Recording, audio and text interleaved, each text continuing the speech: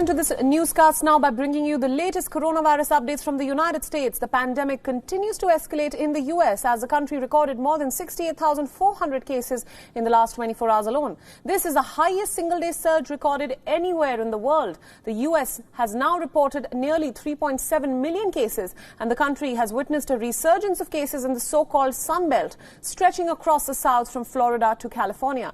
5 major states of Arizona, Texas, California, Florida and Oklahoma continue to see a massive surge, with at least 39 states pushing back their reopening plans.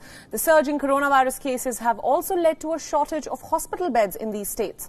But with a new record daily caseload every day, U.S. states have now issued a conflicting order on face masks.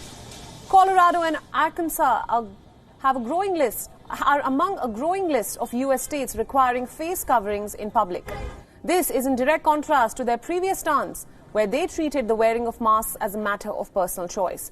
With a record surge in the U.S. hospitals under a complete strain, the U.S. president continues to advocate for his administration's handling of the pandemic. Listen in.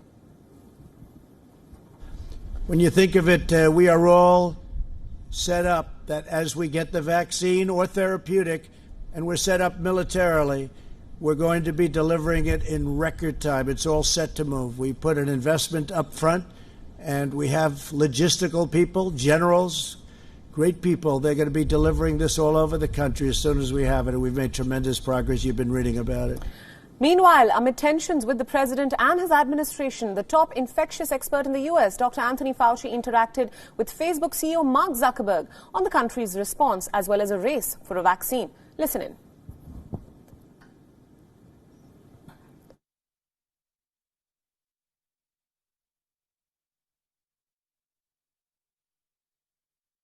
At this point, it is clear that the trajectory in the U.S. is significantly worse than many other countries, and that our government and this administration have been considerably less effective in handling this. If everything works out the way we hope and we don't get any unpredictable potholes and bumps in the road, we should know as we get into the mid to late fall, early winter, but probably late fall, whether we have candidates that really are safe and effective.